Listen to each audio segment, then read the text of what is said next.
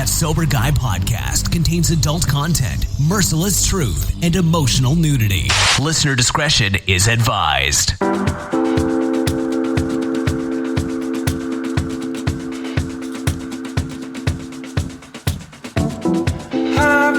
hit, so it's time to go home. No goodbyes, just sneak to the road. I'm spinning around you.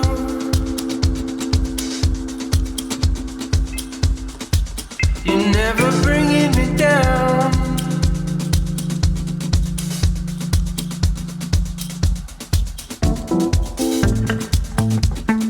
Yo, what's up? Thank you for tuning in today. Thanks to Humans for bringing us in. Thanks to you for supporting the show. I'm Shane Raymer. You're listening to That Sober Guy podcast, and we help people stay sober. Good to be back on the microphone again this week. If you're curious as to what this jam is, it's called Going Late off the Humans album, Going Late. Big one there. One of my favorites. Be sure to check out Humans Music. Big love to those guys. Today's message is titled, Don't Worry, Be Content. It's okay to be happy. And we're going to dive into that in just a few minutes. I also have some emails I want to read. But before we do that, be sure to check us out at thatsoberguy.com. You can connect with us on Instagram at RealThatSoberGuy and on Twitter at Shane Raymer. Finding the right treatment for addiction and mental health illness can be tough, and that's why Sober Guys continue to partner with Foundation's Recovery Network. Foundation stays true to their mission. They have high ethical standards while providing treatment in a nationwide network of residential and outpatient programs. Foundations has built the industry's leading research and outcomes program to fulfill each commitment to the patients, not only the patients, but their loved ones as well. To learn more, you can go to foundationshelp.com/soberguy, or you can call 833-81-SOBER. That's 833-81-SOBER. You can talk with an admissions coordinator about treatment options. One more quick thing I want to mention. We have a course called How to Navigate the First 90 Days of Sobriety. Myself, a few doctors, a few friends of mine that are in recovery got together to share about our own first 90-day experience from 30 days to 60 to 90 and even beyond that in some of the content as well. It's not a magic potion. It's not a quick fix, but it does provide some good resources, and it's got some great people in there from a professional standpoint and from those of us in recovery who are just sharing what worked for us, what didn't work for us, and how we continue to do our best to stay sober. So if you want to find out more about that, it's $25 with the promo code HALF-OFF, and you can go to thatsoberguy.com and you can click on courses. And two, I'll throw this out there too. If you're hard up for money and you're really looking for something to help out, and you think this 90-day course might be something to kind of get you on your way, I'm going to say this first. It doesn't mean that, you watch the course and then all of a sudden you're fixed and you're sober and whatever. It's really designed to assist in a recovery program, whether it's 12-step or some sort of recovery-based program that you're actively going out to. It's there to help support that. It's not a quick fix, but if you're hard up for it and you really want to look into it, shoot me an email, tell me what's up, sobriety@thatsoberguy.com, and I can shoot you a promo code for it so you can check it out for free. Okay, so I mentioned I wanted to read some emails I had and some comments or whatever. So this first one comes from Ken, and Ken commented on YouTube. So I don't know how you watch the podcast or listen to the podcast. For me, most of my podcasts are either done on iTunes, the iTunes app, or sometimes on Spotify. But man, we're also on YouTube, Stitcher. Just dropped my pen cap there. Any podcast platform app, pretty much you're gonna find it on there. Well, this one came from YouTube, and I like the message here. He was talking about smartphone addiction. This was episode 283 that we put out a couple weeks ago. Why do I say we? Like there's two of us. I guess I'm weird like that, and I have an alter ego, which I know can come out sometimes. But we put it out. And I guess I can say we, right? Because it's kind of like me and God, like God's first. So if I'm following and I'm doing things I need to do and I'm trusting in him and to just kind of lead the way, I can say we, right? I guess that makes sense when I put it into perspective like that. But it was titled Smartphone Addiction, Why I Traded My Smartphone for a Flip Phone. And Ken says, I just purchased a Sonim XP3 or Sonim XP3. I have no clue what that is, what kind of phone that is, but he says to replace my iPhone. I'll keep you posted how it goes. So good stuff, man. I'm glad that I'm not the only one out there who upgraded to a flip phone just to try to disconnect from some of the chaotic tech digital world that, in my opinion, is designed to lock us into a matrix and reverse reality sometimes. I'm very guilty of getting caught up in that. It's not the first time it's happened. And this time I said, you know what, I'm going to do an experiment. I'm going to get the flip phone back. And it's really been great just to give you a quick update. And Ken, please, like you said, you know, keep us posted on how your thing's going. And if anyone else out there listening is doing that or trying it out, let us know how it's going too. But I'm digging it. Like I still can do all the same stuff, except I've been pretty disconnected from the social media, which has been great. I've checked Instagram a couple of times on my Mac, you know, just to see for messages from people from the show. But other than that, I haven't really been on, and I'm on LinkedIn too, because when the show publishes every Friday, it automatically goes out to LinkedIn, Twitter, and then all the podcast platforms too. So sometimes I get the, you know, the notifications on LinkedIn on my Mac, but that's the thing. I have to actually sit down and go on my computer. And I usually only do that, you know, in the mornings and then maybe towards the end of my day or on a break or something when I'm kind of messing around. I don't have it connected at my hip all day long where I'm just constantly on it. Like a good example of that would be let's say I go into the bank or something. I got to deposit some money or take some money out or whatever it is that I'm doing in the bank, right? I'm standing in line and I'm standing there with my head down like a zombie scrolling through my phone, right? Checking stuff. I just checked it 10 minutes ago when I was at the grocery store standing in line, but I'm still checking it. I'm not doing that stuff anymore. I'm not saying I'm better or worse or anything at all. I'm just stating what's going on right now. And I didn't realize how much I was a zombie and locked into this digital space that really doesn't hold any value to me. And when I really think about it, it's fake, you know? So like to kind of exit that. And then now I kind of see it from this different perspective. It's really made me aware of some of the patterns and some of the things that I was doing with the usage of my phone all the time. And, so in any case, the experiment's going okay. It's definitely different. I can't text fast. So people text me, I text back like 2 words. It's like a pager. It takes 20 minutes to text, a sentence. So I've been talking to people a lot more lately because if they text me, I'll just call them. I know that's a big thing today. Nobody wants to talk to anybody. We don't want, it's much easier to email or text or message or whatever. And, the art of communication, I've said it before, is it's a dying art, I feel like. And it's nice to be able to disconnect from that digital, I don't even know. Just, I don't know what that was, but there it is. So Ken, anyways, thanks for the comment. Keep us posted. This next one comes from Eric. It says, thanks for your real life podcast approach to sobriety and recovery. I've learned it's a journey, and as much as I grow my sobriety, and more it makes sense. Keep doing what you're doing. Thank you so much, Eric. Eric, thank you, brother. I appreciate that. I'm with you there. The more I grow, it tends to make a little more sense. At the same time, for me, it's like the more I grow, the less I know. And that's something that is relieving for me because I really used to think that I needed to know everything and have everything figured out. And I'm still working through that actively at the moment too. So don't be fooled. I'm not saying I got it figured out by any means, but I would just think that I had to know everything. And like now if I don't know something, if I have time, I'll go try to find out what it is, or if it's something I need to do or get done, then I'll have to find out. But I don't beat myself up like I used to. Like, you should know that. Why don't you know that? You're stupid.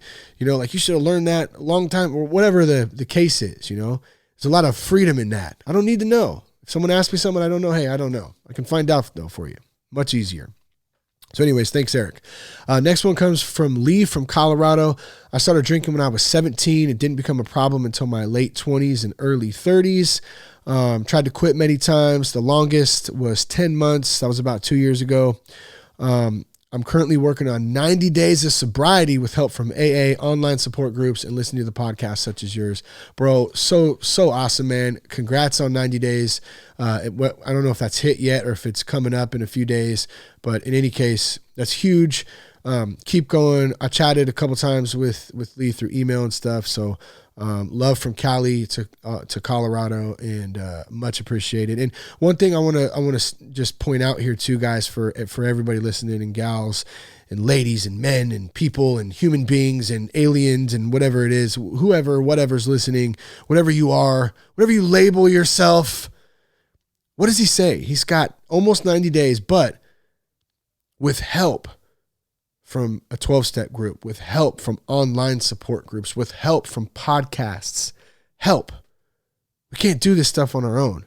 I know I can't do it on my own. So that's a big thing, man. We all need some help, and there's nothing wrong with that. Just like there's nothing wrong with saying I don't know. Nothing wrong with saying I need some help. And I need some support around me. I need some community around me. That's huge. So thanks again, Lee. Nick from Minnesota. This is the last one, and then we'll get to today's content. This is my second time around getting sober. Quit drinking again on January 1st, 2019. Finally was able to ditch the weed again in July. That's a tough one for me. It was so easy to convince myself it wasn't a big deal smoking weed.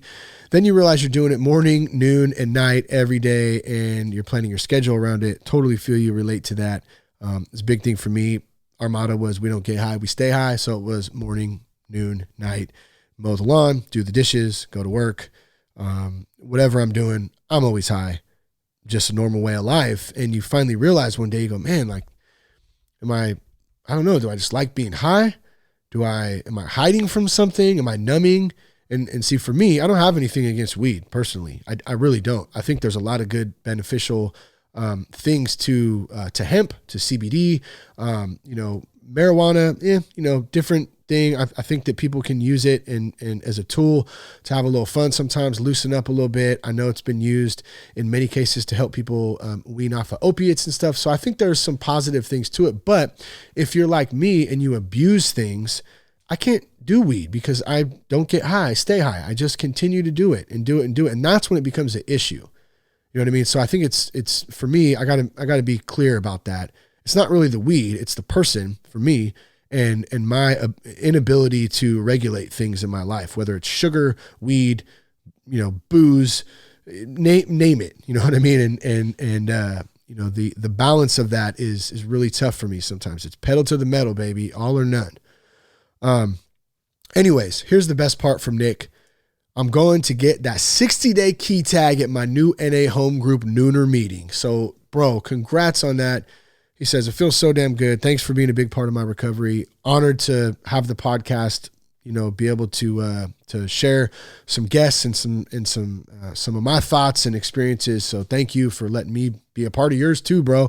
60-day key tag. Huge, bro. So big. Congrats again. And thanks for writing in. All right. Yeah. And I think that's all we had today. So thank you guys for those. If you want to write in, feel free. You can leave us a review on iTunes. I read some of the iTunes reviews sometimes as well. Kind of trade off from those depending on if we're having some guests or not. I just booked a couple of new guests. One of them, Buddy and I are going to do.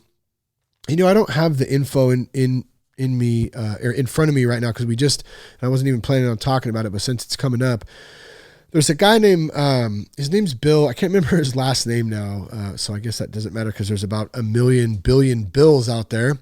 In any case, he wrote a book, and my apologies for spacing on that and not having it in front of me, but don't apologize. It's a sign of weakness. See, hear my head? Hear how my head works? That's the things that go in and out of it. It's like two different people. Two different people. What am I talking about again? I forgot. Oh, yeah. Bill, the guy, the millionth Bill out there. Bill. How many Bills is there? Well, this Bill, I believe he's from Maine or Rhode Island, somewhere around there, wrote a book basically chronicling the history of how the big book was written, the history of Alcoholics Anonymous based on research, factual evidence, and everything in between, kind of dispelling the myths and the things that have been created. On top of that maybe someone might think, I don't have any examples of this, is just kind of what I'm remembering from reading some of the bio and stuff, that basically he did 7 years research on how they wrote the big book and how the program works and how it's supposed to work, how it was intended to work. And if you're like me, I love history. I love learning about that kind of stuff. So I invited Buddy to come on with us. I think we're doing this show. It's still a ways out. It's not till next month, I think. But I think that'll be interesting, man. I mean, there's so much good stuff. It's I think it is the most top selling, if you consider it self-help books, the big book of Alcoholics Anonymous in history. So, or if it's not the top, it's definitely up there. I think it is the top though, but I could be wrong on that. So my apologies if so, but yeah, we're going to do that conversation. So look for that next month sometime to come out. I want to say late October-ish, I think, if I remember correctly. We're going to kind of break that down and hear about that. We'll get to have a little history lesson, so that should be fun too. All right, today's message: don't worry, be content. It's okay to be happy. Don't worry, be content. It's okay to be happy. How many of you listening have struggled at times with worry, anxiety, or stress? I know I have. I've struggled with all three of those and more. Obviously, substance abuse, right? That's the tool that I'm using to deal with the worry, anxiety, or stress. That's why we turn to that stuff. That's why I turned to it. I didn't know how to deal with any of that stuff. I had no healthy outlets to deal with any of that stuff. So I just numbed out to it. I'm almost willing to bet, actually I am willing to bet that almost everyone out there listening has either dealt with one of those or all of them at some point or time in their life. So when I started to kind of think about this, here's a few things that I've heard in my own head that have gone on. And then I also looked up like the top things that people have worry or stress about. And it was funny. Almost every single one of them that I had thought myself was also on the list. So the things that I'm feeling, the things that you're feeling out there are normal. They're very common for everybody. So if you're feeling alone in any of this stuff, the anxiety, the stress, the worry, you're not weird. You're not crazy. This is normal day-to-day shit. And if we tie that in with some of the digital stuff I was talking about earlier, that digital matrix almost, in my opinion, and I think there's a lot of evidence to support this as well. I don't have it in front of me, so I'm not going to dive into it because that's not the correct way to do it. So I'll just kind of state from my opinion right now, my personal experience. I think that plays a huge role. The lack of communication, the digital space that we're constantly plugged into, the convenience of everything. I think that, and then also the mental health aspect. Here's a happy pill. Take this pill and everything will be great. And I understand, because I know there'll be someone out there who says, well, that works for, it does. There's certain people at certain times in their life that need to take some sort of pill or medication or something in order to help with whatever it is that they're going through or whatever symptoms they have, whatever. I'm not a doctor. I'm not going to get into all that part of it. But all I'm saying is it's useful sometimes. I feel like the majority, though, of people that are stuck on that stuff might not necessarily, well, I don't know what they might not need or they don't need or they do need. But what I will say is there are other alternatives to that kind of stuff. And I think that is why all that stuff I said going on, I don't even want to repeat it again now, but I think that is a good example of why a lot of us worry, stress, the anxiety. There's a lot, like, think about it like this. Back in the day, the only worry, anxiety, and stress that people had to feel, and I'm talking like long time ago. Okay. Long time ago. So feel me here real quick. All you had to worry about was like not getting eaten by a tiger or a lion or a bear, right? You had to worry about how you were going to eat, how you were going to, if you had a family, how you were going to feed what animal were you going to kill so you could eat that night and not die of starvation, how you were going to stay warm, and maybe there's some wild animals that are on the loose in your wilderness that you live in centuries ago, I'm talking, okay, again, and how you're not going to get eaten that night, how your family's not going to get eaten or taken. You know what I'm saying? That's some anxiety, worry, and stress. But here I am going into the grocery store worrying about if the damn bananas are organic or not. And that's stressful. I'm so stressed out. They didn't have these organic bananas I mean, come on. It's kind of a joke when we put it into context, right? Not to say that there's not plenty of things to worry and plenty of serious things that we worry and have stress about. Okay, so I just want to point that out. Here's some of the things that I've thought and that other people think and that have worry and stress and anxiety about. First one, what's going to happen tomorrow? What if we don't have enough money? How are we going to get through this? How are we going to pay this? Been there lots of times. What if I get sick? What if my spouse gets sick? Man, I just lost somebody that I was really close to. Am I going to lose my job? What if I go back to my old ways? What if I go back to drinking and using drugs again? What's the judge going to say at my court date? Are we still going to be together after all this? Will I ever find someone to love and someone to love me? Am I going to go to jail? Taxes are due. How am I going to pay those? What's going to happen to my kids? And here's another one that I've pondered on a lot. Am I a good parent? That can be stressful. Like tripping. Am I a good parent? How about this one? Will I survive this? Someone going through something really serious. Am I going to survive? Like what kind of perspective does that put you in? I feel depressed and I don't know why. I feel old and confused. I'm young and confused. Time is flying by and I need to do everything and anything to make sure I make the best of everything, even if it means overwhelming myself so I don't miss out and so I can make everything happen. Does that sound stressful? I think I stressed myself out and gave myself anxiety just saying it, putting all those together.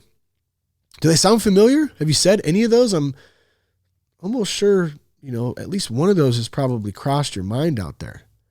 And that's okay. Normal stuff, right? All of that stuff is all life, stuff we deal with. What's the perspective on it? What's your perspective on it? How do you get through that stuff? That little voice inside my mind runs like on a treadmill constantly. And it's a lot of the time second guessing. It's questioning. It's doubting. It's exhausting. Like I just want to sit back sometimes and say, shut up. Shut up. Leave me alone. So how do we find peace from this worry, from this anxiety, from this stress? How do we go about our day to day and enjoy this short life? Like life's short. Our culture in America is one of the cultures that doesn't really look at death for what it is. And I'm not saying that to be morbid or be a downer or anything, but like from a realistic perspective, like a lot of us live like we're not going to die one day. You know what I mean? And to me, like that's a waste of time. Like this life is too short to trip off stupid stuff. It's way too short for that. I want to laugh. I want to have fun. I want to spend quality time with my family, with my friends. Like, isn't that what it's really about at the end of the day? It's about service. Like I want to give to others. I want to help others. Like that makes me feel good inside. And see, even that goes back to me. We're selfish human beings. That makes me feel good inside. Well, what about the person you're helping? Does it make them feel good too? Does it make that person feel loved? Like that's what it's about. How do we get there? I'm definitely not there. Not even close. I'm trying, but it's tough. The more I try to understand it, the less I know. The more I try to understand it, the less I know. And I'm okay with that. I'm really okay with that. I have to surrender it. I have to understand that I'm not capable of understanding everything. But what I am capable of, check this out, is trusting God to know that He has a plan and a will for my life, and it's being carried out day after day. And when I trust in him, when I trust in the process, I can have some peace. When I know that I'm right where I'm supposed to be. I'm right where I'm supposed to be. Don't worry. Be content. I think there was a moped flying by behind me in the background. I don't know if you heard that. I'm confident that was a moped. I wish I had a moped. That would be great. I would be so content and happy if I had a moped right now. My grandma used to have a moped on Broadmoor Drive in Napa, California. I always wanted to ride it as a kid, but I never could. She never let me. I was too little, I guess. A moped. Who rides a moped? How do you get a moped? I'm going to look into a moped. Don't worry. Be content. It's okay to be happy. Don't worry. Be content. It's okay to be happy. I know I'm diving into the Bible a lot lately. And that's where my walk is at right now. I'm hungry. I want to try my best to connect and have there's a lot of stuff out there, and I think people get lost, and I know I've gotten lost in it. So let me just speak for myself in religion and a relationship with God. Religion and a relationship with God. I'm not a fan of religion, of legalism, of checking boxes. I want a relationship with God. I want a relationship with my creator. That's what I want, and I'm on a journey to seek that. I don't even know what the heck I'm doing. Some days, most days I don't know what I'm doing right now. I'll be completely honest with you. Completely. Like there's fear involved, even in delivering these thoughts and feelings that I've taken note of, and I'm sharing them right now with the world. You know what I'm saying? Like, that's weird to me sometimes, but like, I have this desire to do that. I can't explain it. It's a burning feeling in my gut, and it's a burning feeling to share the word with others. Like, and that's the only way I can explain it. Matthew 6:34 says, "Therefore do not worry about tomorrow, for tomorrow will worry about itself. Each day has enough trouble of its own." Let me read that one more time. "Therefore do not worry about tomorrow, for tomorrow will worry about itself. Each day has enough trouble of its own." In other words, God knows our needs. God knows what we need. He'll provide if we trust in him. I can't worry about the things that I can't control. I can't worry about that stuff. Like, here's a good one. Here's a really, really deep one for you. A really great one. I can't control the way Jess puts toilet paper on the roll backwards. When you got to put it on backwards and you got to pull it down from the back. It's not supposed to go down from the back. It's supposed to go over the top. It's supposed to go, the toilet paper goes over the top. I can't control it. I can't control how she puts it on there. Now, that's kind of a goofy example. It's kind of funny, but it is true. What am I going to do? Force her to put it on? That's how she puts it on there. Out of my control. Why am I going to trip on that? So here's what I do. I either switch it myself, which I do sometimes, or I just roll with it. I roll with it. It's not hurting me. It's not doing anything other than annoying me, and I annoy myself because I'm annoyed by it. I can't, there's certain things in life, and like I said, that's a very kind of goofy, funny example. I was trying to be funny. I don't know if it was funny or not, whatever. It is something though that's true and that it does bug me, but it's out of my control. There's tons of things in our lives, serious things that are out of our control. We just can't control them. I remember I got a red light ticket one time in Napa, and I didn't think that I was going to work. Here we go. I was doing this and I could find excuses all day to justify it. At the end of the day, I thought it was wrong that they had camera tickets or whatever, where you could actually get a ticket, and not just any ticket. I'm talking like a $500 ticket, right? $500 or $450, somewhere like that. I was so bent out of shape about that for months, and it was out of my control. I mean, to some extent, yeah, I can write in and I can do the thing, and You can protest, you have free speech. I mean, all that stuff, right? Yes, I can do that. But at the end of the day, it's really out of my control if the city decides to put these camera lights in. Come to find out, it was unconstitutional and they ended up taking the camera lights out. They're not there anymore, right? So if I want to, ring my own bell a little bit, I was right. No big deal. But hey, at the time, it was out of my control and it ate me up for months. I was pissed about it. I tried to write letters and I did do some of that stuff, right? Out of my control. I got to stop future tripping. I got to stop future tripping. Don't worry about tomorrow. Tomorrow will worry about itself, right? Like, here's an example. What if I lose my job? I've had that one. I work for a really big company out here in California, and they're going through some things right now. And, there's always a chance that you could lose your job. So that's one of the things, especially earlier in the year when we were in the early stages of this stuff. Like, and it's still on my mind even till today, but you know what? There's nothing I can do about that. I can't future trip off of it. I can't control it. It's out of my control. Let me handle today's tasks and not stress over tomorrow's, next week's, or next year because I can't do anything about it. Now, that doesn't mean that I can't plan or have goals. See, that's where this one got confusing for me. Because how do I plan and have goals and have visions and want to be able to, do things and plan them without future tripping and without doing all that stuff? Well, the thought that I had is, like if I have goals and I'm planning visions and all that stuff that I just said, I have to limit my expectations basically. Sorry, I kind of got stuck there for a minute in my brain, not really being able to articulate what I'm saying, but I have to have limited expectations. I have to limit my expectations. Only faith. And I know for someone who doesn't, have a strong belief in God or a relationship, this might not make sense. And it's still like, I have trouble wrapping my brain around it still too sometimes, even though like I have accepted God, but like only faith that God's will fulfill my needs, is gonna get me through that, and my future at that. Like God has a plan. Like this is a prayer that I say often: show me my will, grant me the power to carry it out. That's it. Real simple.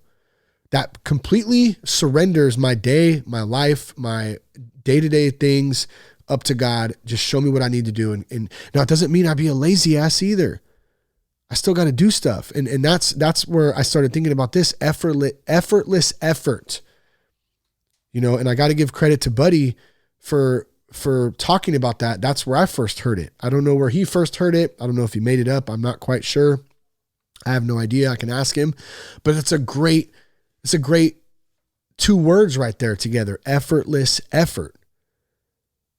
What does that look like? Well, it's going with the flow. It's not pushing, it's having a plan. It's having thoughts, and it's limiting expectations, and it's doing the next right thing. That's easy right there. When my days like that. And I remember, when Jess and I got evicted from our house, right?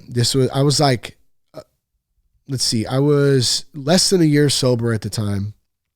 She was 9 months pregnant, or maybe 8 months pregnant, right around there. We got a notice, like a 60-day notice or a 30-day notice. I can't remember. But we had no money. Like I was making like $17 an hour or something. And in California, that is nothing. Okay. And I know, and I don't mean to say that to somebody who's making less than that, because I get it.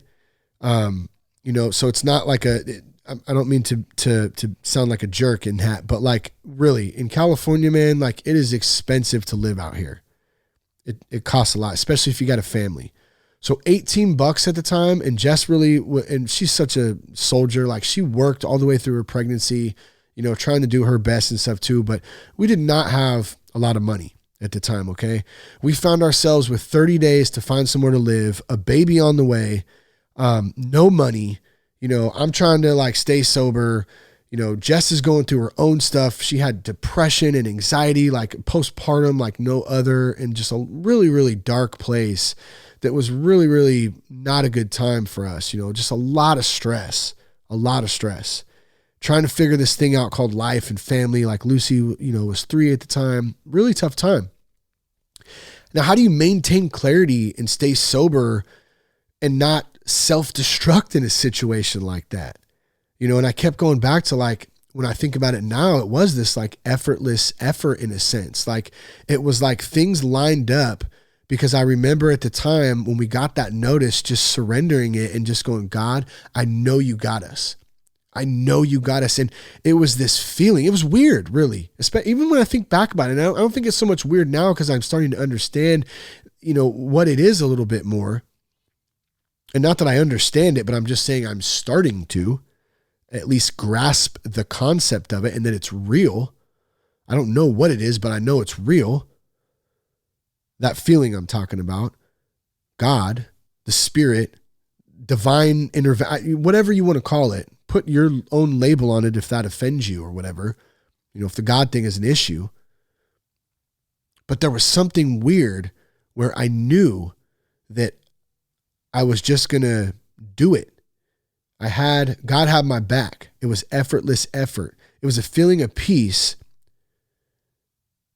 like I hadn't felt before in this time of like complete disarray almost. Like I 100% knew God would provide. Like I didn't, and here's the thing, like I didn't sit on my butt either.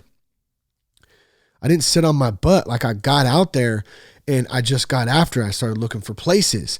I started calling. I started, just trying to do everything. I started planning like, okay, we're going to move on this day. Everything was happening. And I just had this underlining feeling, excuse me, that everything was going to work out. Everything was going to be okay.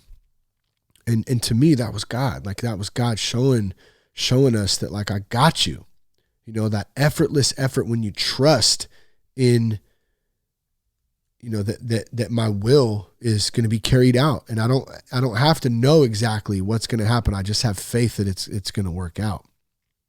Man, and that was a tough time, And so, real quick, just before I move on to like, we ended up, here's kind of what happened with that is everything fell into place.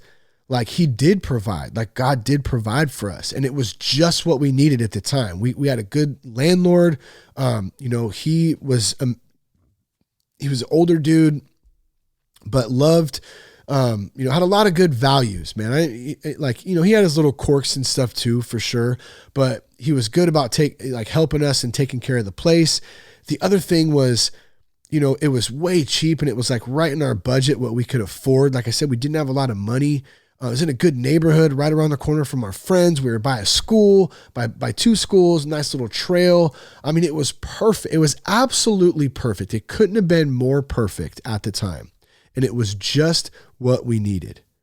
It was just what we needed. The funny thing was though, too, we showed up, we signed the lease, and the guy's name was Richard. Good dude for sure.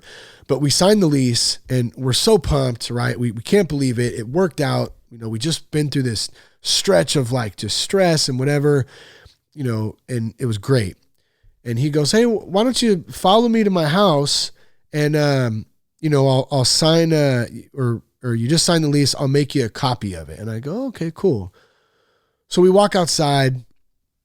He jumps in his truck. I jump in our car, or Jess and I jump in the car, and he takes off and I start following him. And he literally goes like 4 houses down. And I'm like, are you kidding me right now? And it's like 4 houses like on the side street. So like basically he can walk right down the driveway and look right at our place, which was kind of hilarious. I mean, he didn't bug us or anything, like for the most part. He was, like I said, he's super cool, but it was just pretty comedy at the time. Like, are you serious right now? Okay, I guess not only are you our landlord, but we're neighbors, buddy. So, man, but it was just what we needed. We have to trust. We have to have faith. We got to keep an open mind. Even through those tough spots, we got to endure and know that things are going to work out if we have faith, if we have, trust in the process. I guess we're all in this process. And here's the good thing. We're all in it together. We ain't in it alone. There's lots of community and people out there in fellowship that we can be a part of if we step out and allow ourselves to be a part of it. So be content. Let's talk about be content a little bit. I wanted to jump into that. And I found another verse that made sense too, is Hebrews 13:5, like keep your life free from love and money, keep your life free from love of money and be content with what you have. For he said, I'll never leave you nor forsake you. So number one, I'll never leave you or forsake you. Like that's kind of what I was getting at a minute ago, talking about the place when we got evicted and stuff. Like I just had this overwhelming feeling of like, I got your back. And that was really the first time I'd been told that kind of stuff before in church. Like I grew up in the Catholic church. So you're told a lot of stuff, and I'm not dissing Catholicism or anything, but there's a lot of box checking and a lot of very traditional, kind of religious stuff. Stand, sit. I'm going to church on Christmas and Easter. That was kind of the Catholics that we were growing up. And so I'd heard some of this stuff, but I never felt it. I had never felt that God will never leave me. God will never forsake me. God's always got my back until that moment. And it was crazy to actually get that feeling. And it changed something in me, even though I didn't understand it then, and I still don't quite understand it now. But when I look at the top of this one too, keep your life free from love of money.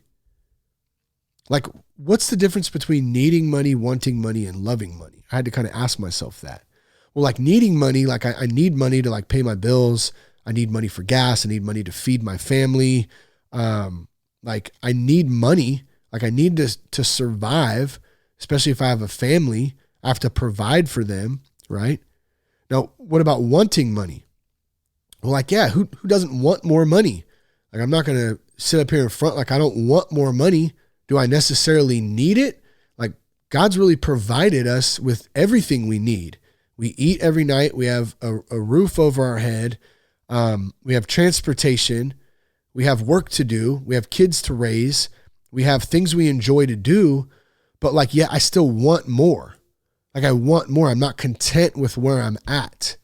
And that was, if you go back to last week's episode, that was what some of the things I was getting at, is like that contentment. I'm always chasing. And that is exhausting. It really is exhausting after so long. Like it's like I'm learning how to just be. And I don't even know how to dive into that more than just what it is.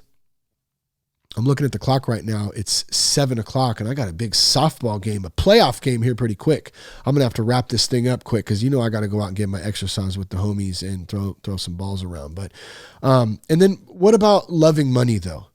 I apologize for that. I didn't mean to interrupt, and I apologize. I hope you accept my apology for doing something. I'm sick a little bit too. I'm not even joking. Got a cold, not doing too hot on that. You can probably hear it in my voice a little bit. Got a cough, little sore throat. Wah. But loving money, what about that? Just being in love with it. It's like first and foremost, it's the only thing I care about. I love money. I don't think I have that. Do I want more money? Absolutely. Do I need more money? Sometimes. But do I love money? I don't know. I mean, I love shoes. Anyone else love shoes? I mean, I'm kind of joking around and stuff, but like I'm provided for is my point, right? We need money to survive.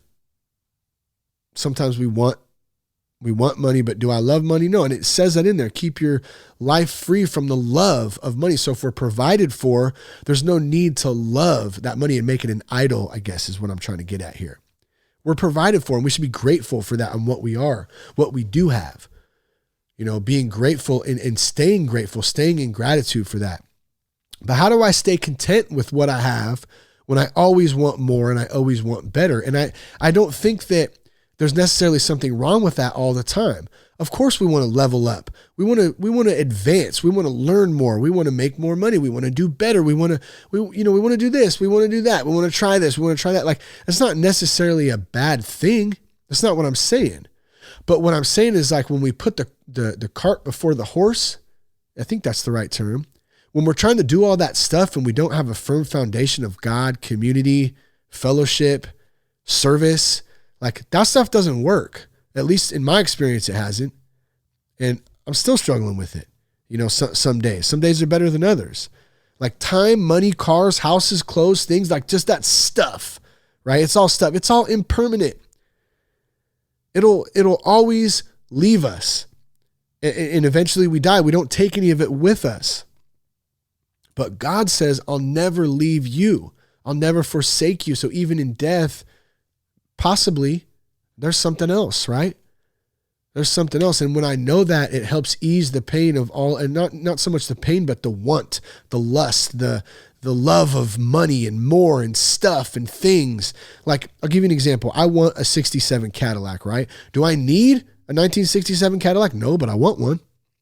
I've had this vision of cruising to hot August nights with my family in the Caddy, right? Even Cash knows this, and Lucy, they talk about it. We want you to get a Cadillac. It'd be fun. We'd have a lot of good times in it. I thought about cruising to hot August nights with my homie Nick and his family, and Nick's got a 63 Impala. Awesome, man. I've been in some car shows with him. It's so much fun. It's definitely better than the last time I was in a cruise at hot August nights. I was 15 with my parents and my girlfriend at the time and my dad. Don't ask me how. We're down by the Nugget in Sparks, which is right next to Reno. And somehow we end up in the cruise. I'm talking about the hot August nights cruise. You got behind us like this car shooting fire. In front of us, there's like this other dope lowrider, and all these just super sick cars. And guess what we're in? A 1991 brown Taurus, a brown Ford Taurus. And not only that, I'm ducking down in the back seat with my girlfriend because I'm like 15 at the time. And people are pointing and laughing, going, yeah, look at the Taurus. Look at the Taurus. Woo! Yeah. Look. Oh, man. Can you believe that? Like, unbelievable, but pretty damn funny. Now, okay, so that was a side story. I kind of went off on that there too. But so my point was I'd rather go with the Cadillac to hot August nights one day. But back to the real point, how do I stay content with what I have? Like, is it bad that I want, like right now we have a 2007 Chevy Tahoe and a 2014 Ford Fusion, pretty standard middle-class vehicles, right? Both decent cars. They get us from point A to point V, plenty of room, all that stuff. I don't need any more than that, but I still want a Cadillac, right? Is that bad? I'm going to say no. It's not bad that I want to get a Cadillac one day, and one day I probably will get one. It might be when I'm like 60, if I'm lucky enough to live that long. But is it going to fulfill me? Probably not. It might short term, maybe temporarily, but eventually the newness is going to wear off and I'll be on to something else, attempting to fill whatever that void is through something else. It's impermanent. It doesn't last forever. What lasts forever? A connection with something higher than me. What lasts forever? Connection with my family. What lasts forever? My friends love that I love my friends, my family. That stuff lasts forever. That's what's important. And that's what I'm trying to learn and live in today. I don't do it all the time. I'm not conscious of it all the time. So I'm not like trying to preach to you and say that I do this all the time. It's not what I'm saying. I'm just pointing out these thoughts that go through my head and these thoughts that happen that I know I need to work on and continue to work on. This is where I can find true fulfillment in this mentality, service mentality, gratitude, trusting in the process, trusting in God. I'm not going to find, even though I'm going to love it. I'll tell you what, I am going to love a 1967 Cadillac, pearl white, baby. 1967 pearl white DeVille convertible at that. Okay. But in the long term, I'm not going to find fulfillment in that. In the short term, sure, I'm going to have some good times in it. But if I look at it I'm not taking it with me when I die. I ain't taking it with. I might pass it down to cash maybe. Although, if anyone wants to give me a good deal on 1967 pearl white DeVille convertible, let me know. Still need a Cadillac someday. So It's okay to be happy. This was the last part of this. I wanted to talk a little bit about this, and then we're going to wrap this thing up because I got a roll to get in my men's softball league. That's right. We're playing, I forgot the team's name, but apparently they just drop bombs. Like every dude on their team just racks home runs. So should be interesting. I pulled something on this. It's okay to be happy that I came across Thessalonians 5:16-18. Be joyful always, pray continually, give thanks in all circumstances, for this is God's will for you in Christ Jesus. So, I mean, even just the start of that, be joyful always. I mean, some would say, is that possible? It's impossible to be happy always. Well, I don't know. I could see that. I could see that point. Like, am I just walking around all the time? Like, we go through things. I think it's the intention is the way I took it. My intent is to be genuinely happy, genuinely joyful, grateful about all the things I do have. I'm giving thanks in all circumstances of my life. Gratitude. Life is so short. Like, who wants to choose? You can choose to be happy or you can choose to be pissed off and be angry. Like, that's your choice. I really, and my homie Josh and I talk about this a lot, like how we really both believe that God has a sense of humor, that he wants us to laugh. He wants us to have a joyful spirit. I mean, the word says that. I take things too serious a lot of time, and especially earlier in my life. That's why I love Rule 62. Don't take yourself so damn serious. But when I believe that God is always with me, I don't have to do it on my own. And I can trust that his will be done on my life. And that's light to me. That's when life seems pretty easy. It doesn't mean I be a lazy butt dude either. Butt dude. Just made that up. Don't be a lazy butt dude. But even through a struggle, I know it'll be okay because I know that I have faith in the process. I have trust in the process. Do you ever feel like you just can't be happy? Like, I know I felt like that before. Like, I'll be happy when I get this, or I'll be happy when I get the Cadillac. I could say that, right? I'm not going to be, I'm pissed. I should have all entitled, right? How many of us are entitled? Dude, for real. It's bad these days. I'll be happy when I get this though, or when I find that special person, or when I get this job, or when I make this amount of money, I'll be happy. Fill in the blank to whatever that is that can apply to your life. We've all been there, I'm sure, at some point. I used to think that the only time I could ever be happy if I was high or drunk too. Like, being sober was whizzy. Who wants to be sober, bro? That's whack. Then I actually got sober and had to feel. That was a whole different story. I had to work on choosing to be happy. And still to this day, I have to tell myself, it's okay to be happy. I can allow myself to be happy. It's okay. I want to tell you today, for you, it's your choice. It's okay for you to be happy. Don't allow yourself to go into that mode of anger or resentment or name it, whatever it is that you're going through that's pissing you off or you're not feeling okay about what's going on in your life. I'm not saying you're not going through hard times. I'm not saying that I haven't been there and gone through hard times too, but we have to work through those. And we do that through recovery programs, 12-step, community, church, meetings, men's groups, women's groups, podcasts, like resources, educating ourselves. Name it. There's so much out there, but we got to get out there and we got to get after it. We got to trust in the process. It's okay to allow yourself to do that. It's okay to believe in yourself. It's okay to know you're good enough. It's okay to be joyful. Always, it's okay to be grateful. Don't worry. Be content. It's okay to be happy. I love you guys. I appreciate you guys.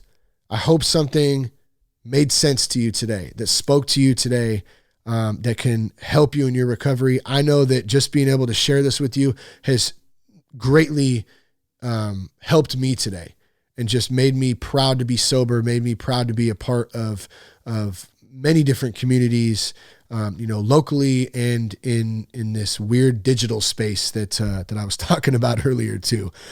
So love you guys. Thanks for tuning in today. Thank you for being a part of the podcast, of everything. It really does mean a lot to me. Check us out at thatsoberguy.com. Connect with us on Instagram at RealThatSoberGuy, on Twitter at Shane Raymer. I'll try to check those respectively on the old computer. Peace, love, and respect. Keep your blood clean.